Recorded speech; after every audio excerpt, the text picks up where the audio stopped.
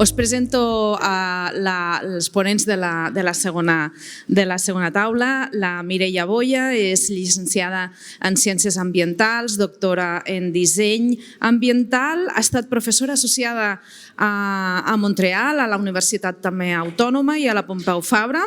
Ha estat diputada, ella sí, al Parlament de Catalunya.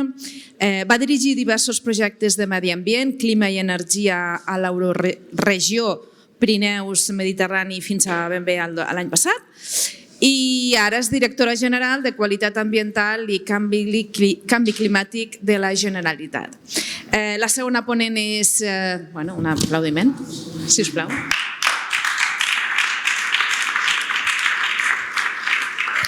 Molt bé. La segona ponent és Isabel Pont, doctora en dret especialitzada en dret ambiental i de sostenibilitat, directora de l'Institut de Ciència i Tecnologia Ambientals de la Universitat Autònoma i vicepresidenta de la Comissió per a la Integritat de la Recerca de Catalunya. També està associada al grup d'experts en canvi climàtic i del Centre d'Estudis del Dret Ambiental de la Universitat Rovira i Virgili, entre altres càrrecs. Moltes gràcies, sisplau. I el tercer ponent és Declan Owens, advocat especialitzat en dret ambiental, dret sindical i dret dels drets humans. És fundador de Justice Island i responsable internacional de l'Associació d'Advocats Socialistes d'Irlanda. També és membre del Council of the Climate Justice Coalition del Regne Unit i de l'agència Harmony with Nature de les Nacions Unides i del Climate Justice Group de la Law Society of Northern Islands. Si us plau, Declan.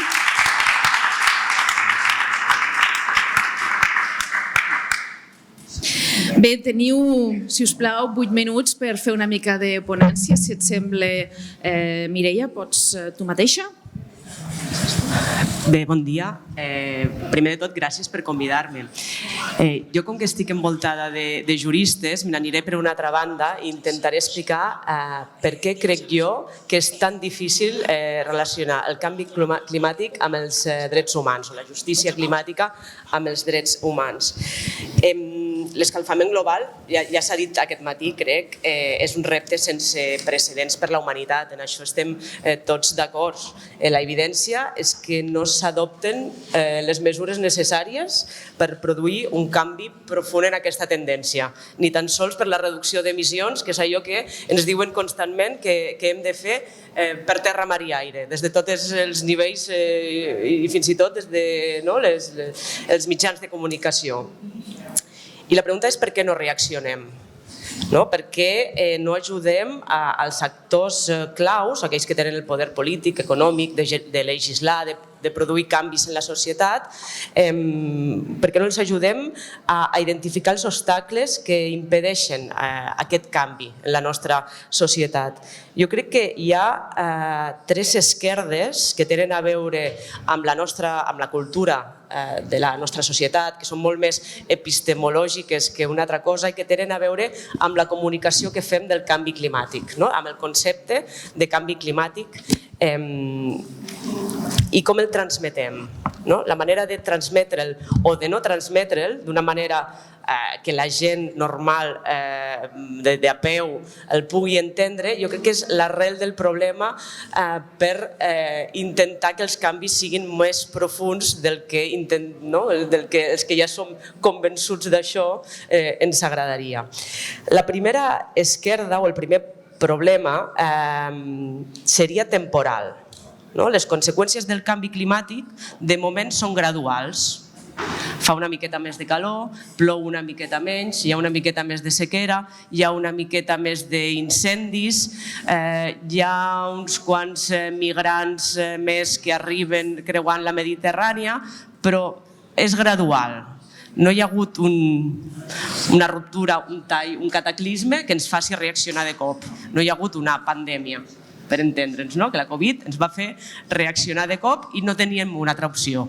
El canvi climàtic són canvis aparentment assumibles i pràcticament no els percebem o els percebem una miqueta. La consciència de que és un problema important, la gran majoria de la gent no la té. Perquè bàsicament som una societat també que viu al moment.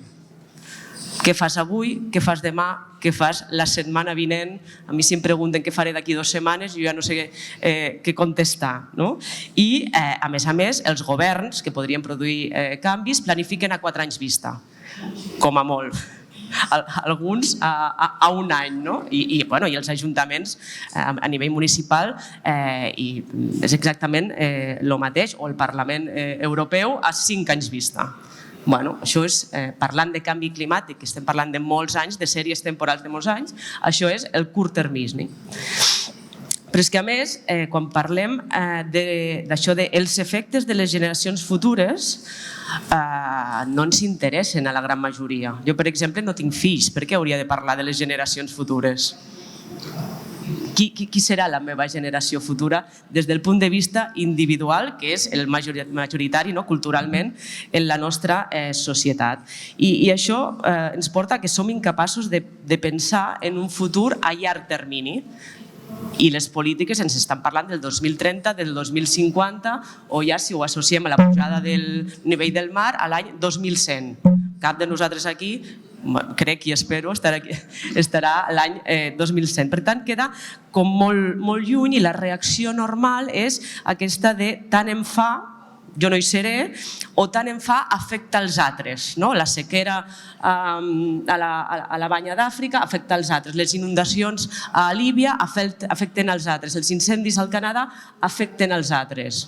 Nosaltres hem estat prou tranquil·lets aquest estiu i per tant això del canvi climàtic és una cosa que, tot i que diuen que la Mediterrània és un dels territoris més afectats pel canvi climàtic al món, pel que fa a l'augment de temperatura, nosaltres no en som conscients perquè les nostres vides no canvien i per tant jo crec que hi ha un desfasament en la concepció del temps entre la nostra quotidianitat, el nostre dia a dia i el futur on es rebran els resultats de les males praxis en aquesta bretxa de temporalitat que explica el memfotisme generalitzat que tenim. I aquesta seria la primera bretxa. La segona seria més semàntica, de concepte. Crec que hi ha una disrupció que comunicativament afebleix l'objectiu de conscienciar a la població. Si fem un anàlisi semàntic del terme canvi, significa transformació. I transformació significa que encara podem fer, ens porta una abstracció que no ens exigeix actuar immediatament. Ens podem transformar i per tant hi ha una oportunitat. No veiem la imminència del perill. I per tant el canvi no és un problema, és una transformació com tot el canvi que hem viscut en les generacions i les generacions que ens han precedit. I a més, els canvis d'hàbits, que és el que necessitem, només els fem en 3 supòsits. Quan no hi ha més remei, m'han diagnosticat una malaltia, he de deixar de fumar, no hi ha més remei. Quan sabem que l'esforç serà útil i efectiu en un terme breu, faig això perquè en trauré un profit demà o demà passat, o si obtenim un benefici personal, sobretot si és econòmic, que és el que fan les empreses, que es posen en el carro de l'economia blava o verda perquè n'estan traient un benefici. I a més, aquesta bretxa semàntica també afecta a la part de climàtic. Ara, per exemple, aquesta setmana estem a l'estiuet de Sant Martí. És normal l'estiuet de Sant Martí. El que potser no és tan normal és que a Badajoz ara estiguin a 39 graus al mes d'octubre. Estem ridiculitzant semànticament una cosa que té una transcendència com molt més important. I és que, a més, només l'estudi dels registres climàtics i de les tendències ens dona algunes probabilitats. Semànticament no es parla de l'augment exponencial de la temperatura ni de la pujada inassumible del nivell del mar. Que el mar pugi 3 centímetres, jo que tinc la meva referència de la platja de la Barceloneta, això és res, 3 centímetres aquesta percepció que té la gent està basada en conceptes ridiculitzats, afeblits i en incerteses, en projeccions futures a molt llarg termini. I l'última bretxa, ràpidament en un minut, seria la bretxa més emocional. Som una societat que som molt emocionals. I aquí dic que si hi ha un enemic comú, palpable, si hi ha la possibilitat d'organitzar-se contra algú que tu veus, la gent pot lluitar.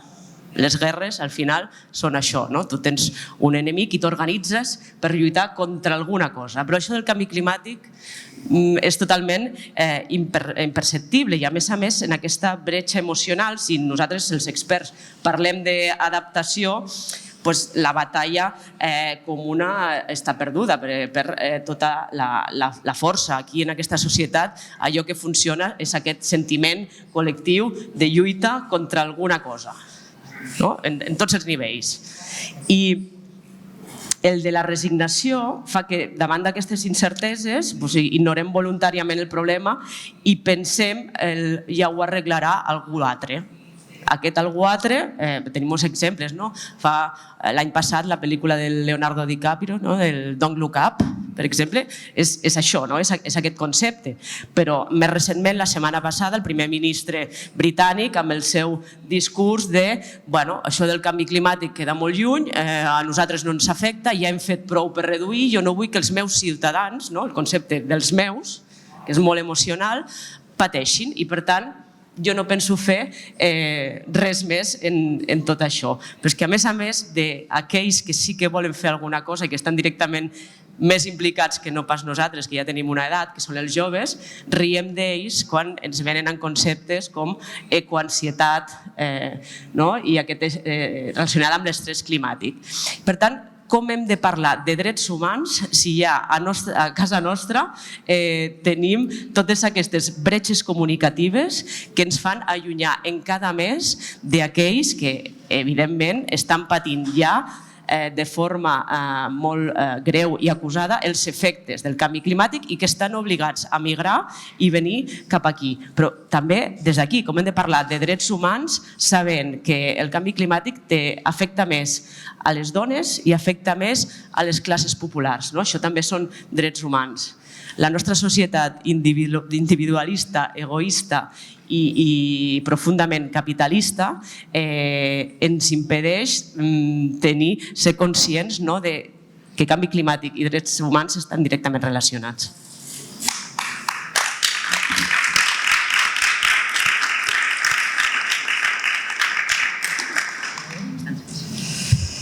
Bé, bon dia a tots i vull donar gràcies als organitzadors. El tema que han escollit per mi és un tema molt provocador i ara la Mireia m'acaba de provocar també, ja està bé. En qualsevol cas, superagraïda primer al LEMCOF per aquesta invitació, esperem que molt aviat es recuperi, i a la Mireia, encara que li haguem vist aquesta cara, que és potser la cara dels dissabtes pel matí com la meva, he de dir-vos que per mi és un referent d'aquest col·lectiu d'ambientòlegs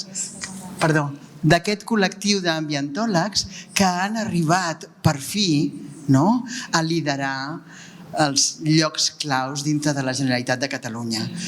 A part d'ella tenim altra gent, tenim el Leo Bejarano, no vull dir ara molts noms, però esteu ara, els més capacitats esteu liderant el tema, amb la qual cosa esperem molt de vosaltres. En el tema de drets humans potser ho veuríem una mica diferent, com comentaré jo ara, i la meva intenció és, malgrat que vingui del món del dret com el meu company irlandès d'aquí de l'esquerra, intentaré que no us adormiu i donar 4 flaixos que puguin ser d'interès també a gent que no són juristes. A veure, per mi és fascinant aquest tema. Per què és fascinant el tema de drets humans i de litigis climàtics? A part que em dedico al dret del medi ambient des de fa molts anys, resulta que la ciència es troba als tribunals. Ens trobem moltes vegades davant de ciutadans que creuen, que confien que amb la justícia, amb l'administració de justícia, trobaran camins que no troben en altres llocs. Això per alguns de nosaltres és impressionant, i sobretot per alguns que som juristes, és a dir, la gent que pensa que per la via judicial tindrà reconeixement i aconseguirà més coses que les que aconsegueix per la via política i de relació amb els seus polítics. Per mi és fascinant, i la ciència arriba als tribunals. Fa uns dies hi havia un jutge a Montana, que no sé si ho heu llegit, que finalment, era el litigi, no? Finalment ha dit que els ciutadans, que eren també molt joves, tots ells, que aquells ciutadans els havia violat un dret constitucional a un medi ambient adequat perquè precisament l'estat de Montana estava afavorint unes extraccions petrolíferes, en qualsevol cas de temes fòssils, i que aquella actuació era inconstitucional. Mireu, per mi això, com a jurista i com a persona que em dedico al medi ambient, és molt especial. No sabem què passarà al Tribunal Suprem, perquè això era un jutge de base que ha escrit 70 pàgines de temes científico-jurídics per arribar a aquesta conclusió. No sabem què dirà el Tribunal Suprem, intueixo que rebaixarà una mica aquesta alegria que li pot donar als nois, però alguna cosa està canviant, i trobo que això és fascinant. Els meus estudiants, jo dono unes classes de dret ambiental a l'Autònoma, d'Environmental Law, i cada any, aquests darrers 5 anys, els he demanat que en grups s'organitzin i em portin un exemple de litigi climàtic a classe. Aquest any he après molt sobre Pakistan i sobre alguns del sud-sud. Vull dir que m'han explicat de casos concrets d'aquesta lluita amb més o menys èxit, però que ha arribat als tribunals. Tenim actualment 2.000 i pico exemples de persones que s'han organitzat, han aconseguit els diners, a vegades amb crowdfunding, han aconseguit els diners per portar els seus governs als tribunals pensant que no era creïble aquella signatura que havien fet del protocolo de Kyoto o dels previs conveni marc de canvi climàtic o les directives i normes europees, la llei del clima actualment, que estan prometent-nos un entorn molt més lliure de riscs del que estem veient. Els 2.000 i pico exemples arreu del món que estan comptabilitzats per investigadors són ja molts casos. I jo crec que ens fan reflexionar, o ens haurien de fer reflexionar, també els polítics, també els que preneu decisions, que aquí poden en un futur també parlar-se de responsabilitats, no únicament de el jutge ha dit que és veritat, que s'ha conculcat el meu dret, que s'ha conculcat el meu dret a un medi ambient adequat que pot dir la Constitució, que aquesta seria la sentència entre cometes fàcil, sinó que d'aquí es poden derivar responsabilitats. Jo crec que veiem més seriosament en aquests darrers 5 anys o demanem molt més als nostres decisors que quan ens prometin una cosa hi hagi un seguiment i hi hagi un veritable compromís a darrere, res únicament de paraules. Llavors em fascina, us ho dic, aquest àmbit, i jo crec que anem a més. 3 petits temes que vull tocar. Què hi ha de nou? Quina és l'esperança? Quines són les dificultats? És a dir, un apunt realista final. Primer, què tenim de nou? Nacions Unides, l'any passat, 2022, l'Assemblea, per una decisió molt unànime, va decidir, va adoptar una resolució, no és un tractat internacional, una resolució dient que tots els éssers humans de la Terra tenim dret a un medi ambient adequat. Una fita històrica, òbviament, però que també els juristes ens planteja molts problemes. Com apliquem això? Què vol dir? Tots escriuríem que tenim aquest dret a un medi ambient adequat, però, com dic, sol hi va haver aquesta resolució. Tant és així, tantes dubtes planteja, que jo m'imprimia ahir un document de que aquest senyor que és tan intens i tan empàtic i tan lluitador, que és el secretari de Nacions Unides, al final va dir, escolta'm, preguntem un parell de coses a la International Court of Justice, aquest tribunal internacional, sobre el que hem aprovat fa uns mesos. Volem conèixer si això serveix per a alguna cosa, tan aplaudir si això serveix per a alguna cosa o no. Llavors, que sapigueu que li ha preguntat al Tribunal Internacional de Justícia quines són les obligacions de veritat dels estats, quines són les seves obligacions sota en dret internacional per assegurar la protecció del sistema climàtic i altres parts del medi ambient, etc. Clarifiqueu això, Tribunal de Justícia. I quines són, això és el que ens agrada molt més als de dret, i sobretot els que som del dret de tocar de peus a terra, de base, que no sabem tant de dret internacional, quines són les conseqüències legals sota aquelles obligacions si un estat no actua o omet el que hauria de fer. Però bé, quedem-nos amb la idea de que alguna cosa està passant. Tenim un professor ja que té una edat, no? Bueno, molts d'aquí tenim una edat ja, a part de tu, molt més que tu, que deies abans, Mireia. Doncs el professor Prieur de Limoges, de la Universitat de Limoges, que va per tot arreu amb un peregrinatge, amb un draft de conveni de drets del medi ambient, dient que Nacions Unides ha d'aprovar això. Jo no el segueixo, perquè és molt més actiu que jo, aquest senyor, però que sapigueu que la clau també està aquí. Necessitem un tractat, no una única resolució, que no és operativa. Perquè si no ens abandones una altra vegada, ens abandones, o potser tenim molt bon dret intern, però ens deixes en mà del dret domèstic, del dret intern. I el dret intern ja fa temps que està dient coses boniques en molts estats. Aquí tenim un article 45 de la Constitució Espanyola del 78 que està dient «Todos tenemos derecho a un medio ambiente adecuado para el desarrollo de la personalidad», etc. Però no és un dret fonamental. I hem estat anys i anys lluitant per intentar saber què deia exactament això.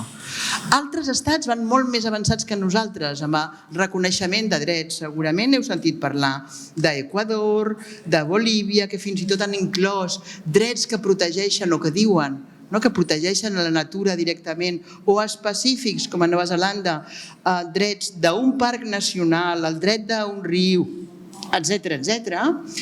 I aquí tenim la llei de Múrcia, que ha estat una mica revolucionària del Mar Menor, perquè resulta que dona drets subjectius directament al Mar Menor. Això a nivell jurídic és una miqueta, ja us dic, revolucionari, estrany, hem de veure les conseqüències, però estem canviant el dret. El que passa és que li hem de donar potser més de desenvolupament.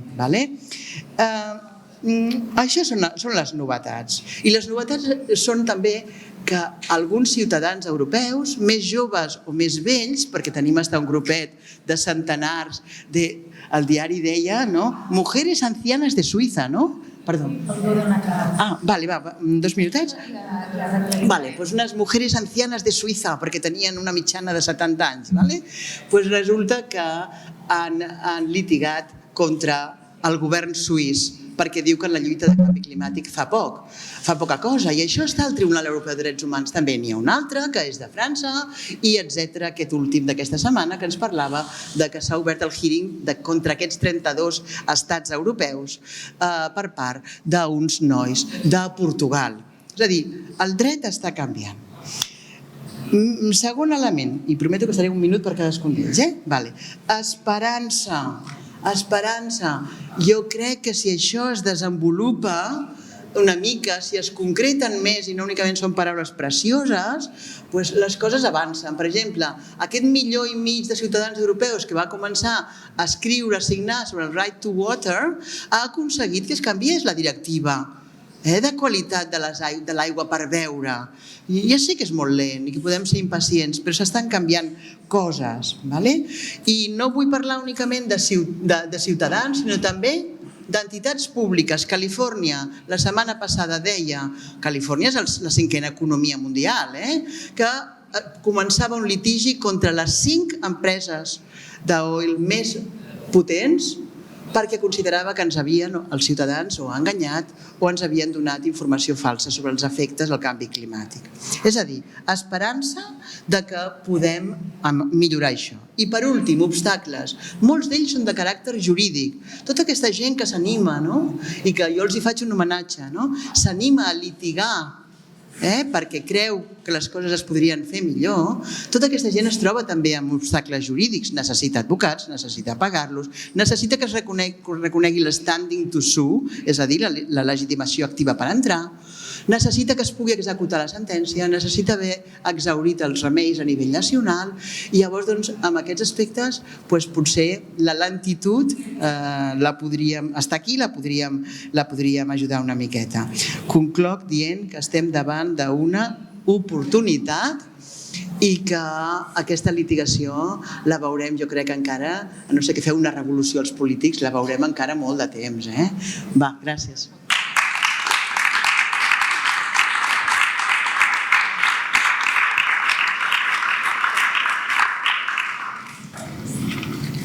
Okay, thanks to Louis for the invitation, and I wish him all the best in his recovery.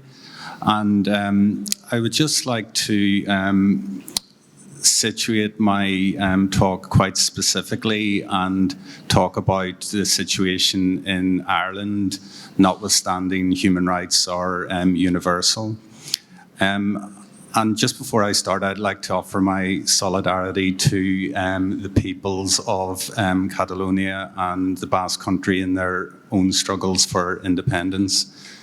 So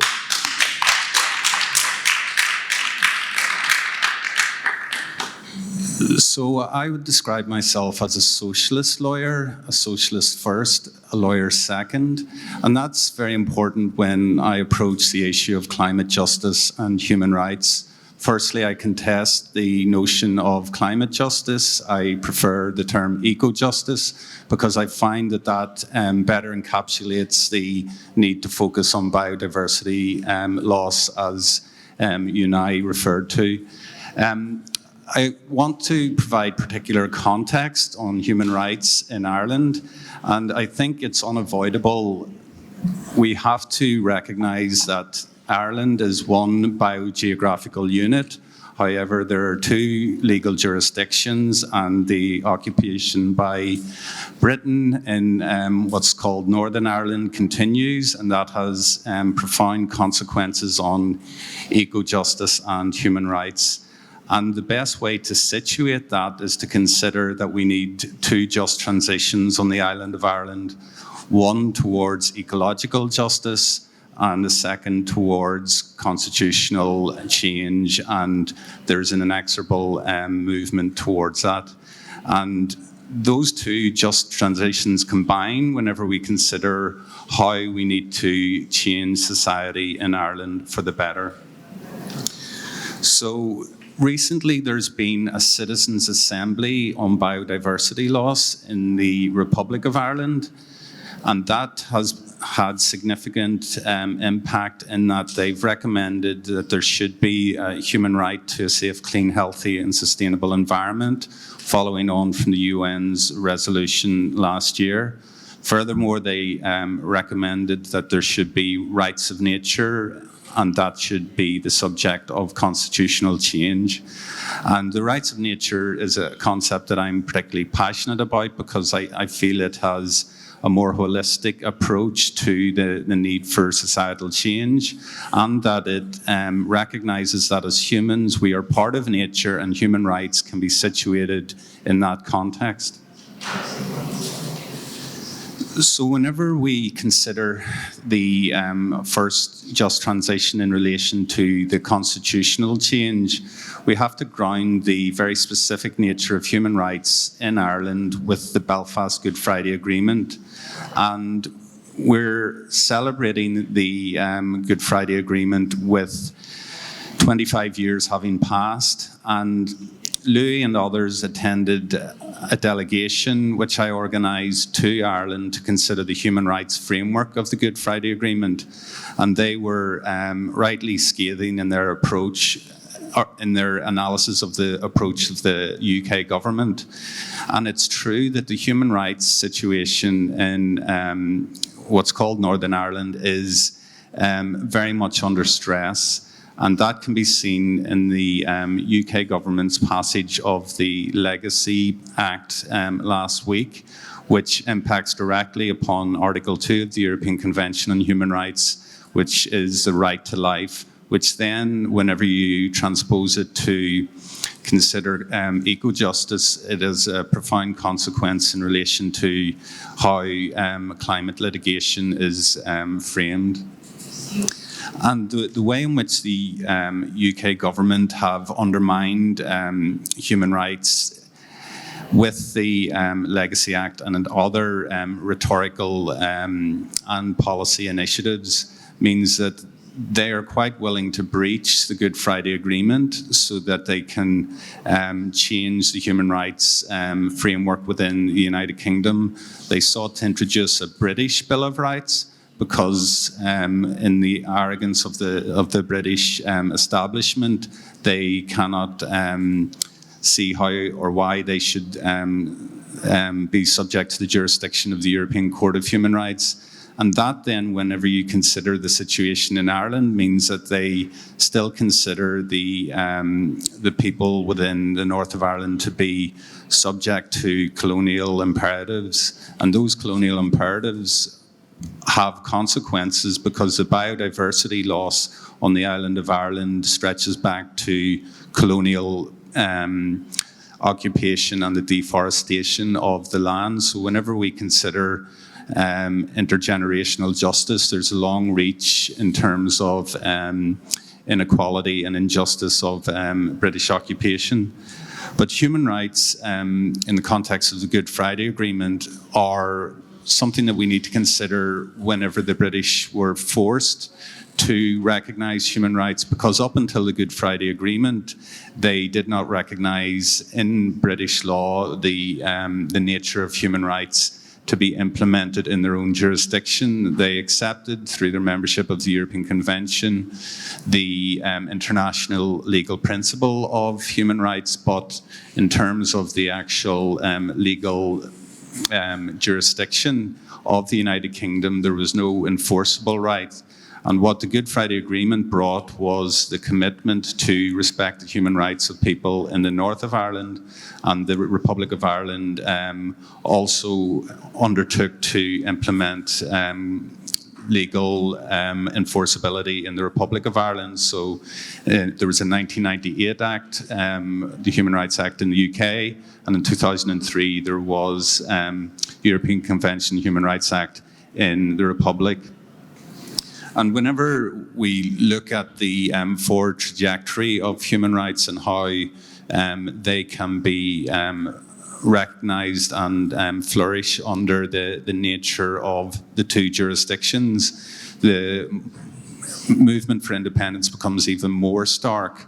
And the way in which the British government are undermining human rights in Northern Ireland suggests that we should move towards unity at an increased pace, because we know that in the Republic there is constitutional protection which further protects human rights in a way that under the British unwritten constitution and the arbitrary exercise of power in any given regime of the UK government means that they're very much arbitrary and are not going to be recognised.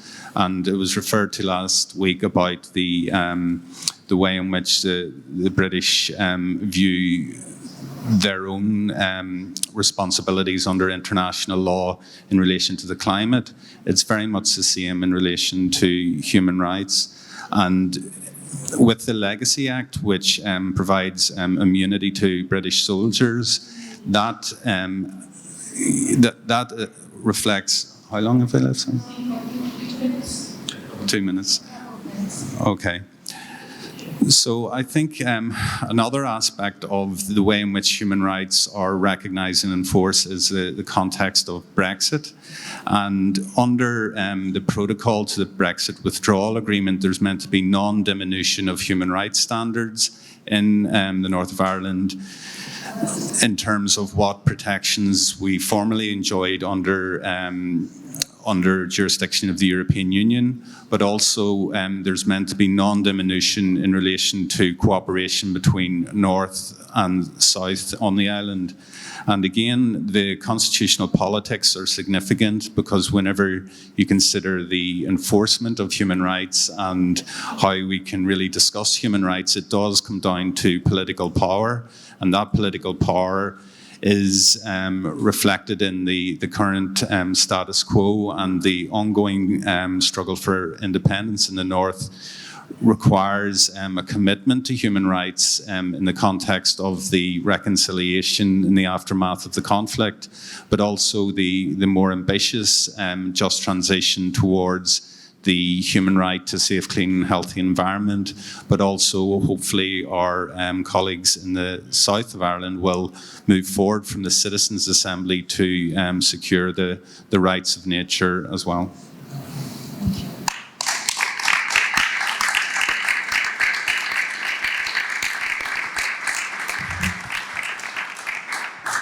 Moltíssimes gràcies per la brevetat. Sé que és difícil fer, diguéssim, resumir això. Seré molt breu també amb les preguntes perquè també pugueu desenvolupar una mica el que heu apuntat i tenint en compte el que ja deia el Raül, això dels vectors, aquests que són capaços de transportar, diguéssim, de transposar o transportar solucions, i també relacionant-ho amb la resolució de l'Assemblea de Nacions Unides de l'any passat, inclús el que ha passat aquesta setmana del començament del judici dels 6 joves portuguesos al Tribunal Europeu de Drets Humans, on sí que s'està fent aquest challenge de l'article 2 de la Convenció, que sí que és un treaty que és obligatori i que pot crear aquest case law, aquesta jurisprudència. Desenvolupeu una mica quin pot ser aquestes conseqüències de cara, sobretot amb aquestes comunitats vulnerables que sí que es poden veure més afectades en aquest accés, amb aquest diguéssim, dret a medi ambient saludable, per una part. Després, específic pel Declan Owens, what are the rights of nature in international law? That's a specific question for you. I l'última, una mica aquesta relació, si ens podeu desenvolupar aquesta relació que pot haver-hi entre drets humans i justícia climàtica, eco-justice, que tu apuntaves, i política en general. I aquí també, per exemple, apuntar que hi ha coses que es poden fer, que a vegades és qüestió de voluntat política. Per exemple, aquesta manca de taxació dins de la Unió Europea del querosè, és a dir, s'està subvencionant amb els nostres propis impostos, subvencionant perquè no estàs taxant el querosè, per exemple, de l'aviació, i per tant l'aviació s'està popularitzant tant que al final estem aquí sobredimensionant un sector que impacta negativament. Apunto aquestes preguntes. Tenim 15 minuts.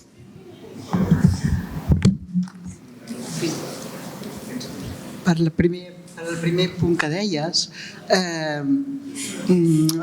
simplement posar èmfasi en que jo crec, no sé com estan les majories ara actualment al Tribunal Europeu de Drets Humans, però podria ser que arribessin a una conclusió d'incompliment d'algun article del tractat.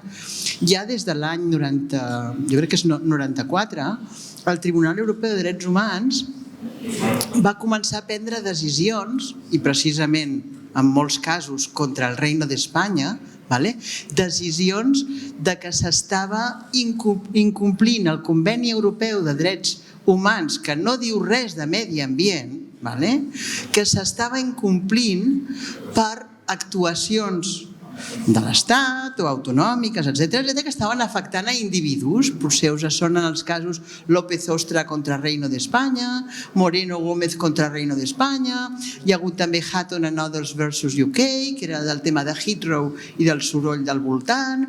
És a dir, el Tribunal Europeu de Drets Humans sembla que, si el convences, una declaració d'aquestes característiques no és desorbitada, no està fora del que... Ja fa 20 anys que ho fa per temes ambientals.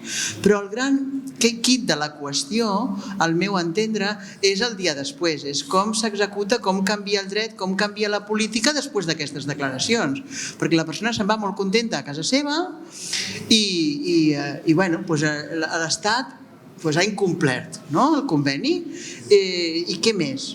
Perquè normalment, com sabeu, aquestes declaracions molt sovint no hi ha una responsabilitat a darrere econòmica de dir paguem a aquesta persona tants diners, pagui a aquesta persona tants diners. dic que sovint no va així, no? Llavors, doncs, declaració és possible que hi hagi, el que ens importa és que les eines jurídiques, quan anem avançant, siguin útils. I per això jo dic que una declaració de Nacions Unides, jo estic d'acord també, però el que vull és o un tractat o que es responguin a les mateixes preguntes que des de Nacions Unides estan fent, dient és que això ha d'anar més enllà, no? Que un paper bonic. No sé si ajudo amb gaire amb això, no? Perquè és el que tenia ganes ara de complementar. Mireia, som-hi. Va, Catalunya té algunes sentències en contra per denúncies de grups organitzats. Concretament, la darrera és una sentència del TSJ per l'ozó. Ecologistes en Acció va portar al govern de Catalunya al tribunal dient que no tenia que les polítiques que feia per reduir l'ozó, que és un contaminant secundari que es forma òxid de nitrogen, que bàsicament és el trànsit i les indústries, compostos orgànics volàtils, que bàsicament és el que treuen les cimenteres i les indústries químiques, i radiació solar i altes temperatures, que està molt relacionat amb el canvi climàtic. Doncs tenim una sentència en contra que diu que el govern de Catalunya no fa prou per reduir l'ozó i ens obliga a fer un pla de qualitat, un pla d'acció per proposar mesures concretes. És a dir, jo crec que els moviments socials se n'han adonat de l'oportunitat que és la justícia per fer reaccionar els governs i per a que ho faci més ràpid. Perquè tu, quan tens una sentència en contra, és corre, perquè si no la multa pot ser important i la tendència és aquesta. Jo crec que hi ha com un corrent de fons que fa que els moviments socials apostin per la justícia per garantir els drets humans, justament, el dret al medi ambient o el dret a un aire saludable. Per altra banda, la pregunta del querosè, i podríem parlar de moltes altres coses, els jets privats. Per què no es prohibeixen els jets privats? Doncs Catalunya no pot fer-ho sola. Vull dir, a mi ja m'agradaria que aquest govern aprovés algun decret o alguna resolució que prohibís els jets privats que surten de l'aeroport del Prat i que són el nombre més gran de vols, i que a més amb un viatge, diguéssim, de classe important. Però no puc fer-ho, ho hauria de fer l'Estat. I el querosè tampoc podem fer res, ho hauria de fer Europa. Aleshores, sempre és algú altre que ho ha de fer perquè tu no tens les competències. I suposo que els governs subnacionals ja és això, intentar convèncer els que estan per sobre teu, que tenen altres interessos i que el que menys els importa és això, però també a nivell nacional. La setmana passada presentaven l'impost a les emissions dels vaixells. El Port de Barcelona és responsable del 40% de les emissions de la ciutat. I als barris, la Marina del Port, Ciutat Vella, la qualitat de l'aire no és bona. I el Departament de Salut diu que la incidència en malalties respiratòries és molt més alta aquí que a Sarrià-Sant Gervasi, per entendre'ns. Doncs la guerra ideològica contra aquells que ho veien com un fre a l'economia, que feien el discurs demagògic de és que els creuers aniran al Port de València i aleshores pujaran en autobús a visitar Barcelona. O sigui, la guerra cultural que hi ha al darrere d'un impost que és ridícul, pel que paga un creuerista per venir aquí, t'ho frena absolutament tot. I la política ja és això, intentar jugar entre aquells que tenen interessos econòmics i tu que intentes tirar cap a protegir-ho absolutament tot i garantir un aire net. Gràcies. Deixeu-me fer un apunte publicitari. A l'Autònoma, a l'ICTA, organitzem des de fa 5 anys 2 màsters sobre decreixement. Un online, perquè com han parlat diverses persones, un online i un altre presencial, i tots s'omplen cada any, simplement per explicar-vos-ho, no perquè us presenteu ni res, perquè això. So, I think picking up on the idea of degrowth, it is an aspect of eco-justice that I would recognise, because although the rights of nature are not recognised under international law, there's a growing movement for that to become the case, and it has a vision of society which requires harmony with nature and an ecological balance and a different way of seeing and being in the world. And for me, one of the profound consequences of the rights of nature is the capacity to fully realise human rights which aren't implemented properly in many parts of the world. So whenever I think about the rights of nature, sometimes people might refer to me as a watermelon, which suggests green on the outside and red on the inside. And I accept that. So one of the benefits of the rights of nature is that it totally undermines corporate power. So the rights of nature, it has every legal principle behind it in the same way that corporations are legal fictions. They've no right to exist. Society gives them a social license. We can and should give nature a social license to protect itself and to flourish. And that would give, for example, a river the right to sue a damaging company or series of companies which are undermining its right to flourish. And I think whenever we talk about the law and human rights, we also have to recognise the right to break the law. The law is contingent and has no settled inevitability in our societies. We know that over time, slavery was the law, repression of women was and still is the law, and we need to fight back and always fight for a better world and a better way in which we can contest the law and the underlying ideological way that the law is settled by a ruling class that works against the interests of workers. And therefore, my view is that it's the working class and the trade unions who will lead society to a different place. Of course, there's a dispute within the trade union movement because they recognise that they will have job losses unless there's a just transition. And that just transition has to come from political power and from changing the nature of the parties in power. But even if you consider the inherent power of trade unions where they are insufficient density, in the 1970s in Australia, there was a movement called the Green Bans, and those referred to construction workers in Australia who refused to build environmentally damaging construction projects. And that was the exercise of class power, which was transformative, and what I would argue is that trade unions need to use their collective power to disrupt the economy, to go on climate strikes if necessary, showing solidarity with the school strikers who will hopefully be the industrial strikers in years to come. And one sort of final thought that I'll leave you with is that I'm part of a group that is rejecting the ethical mandates of our law society and bar council. So we've formulated and signed a declaration which says that we will not represent fossil fuel interests and we will not prosecute peaceful climate protesters. So that was considered, even by human rights lawyers, to be a breach of our ethical duties. Now, that hasn't been put to the test, but for the moment we are saying that not only the labour power of others should be reduced, but our own labour power as lawyers should be refined in light of the climate emergency.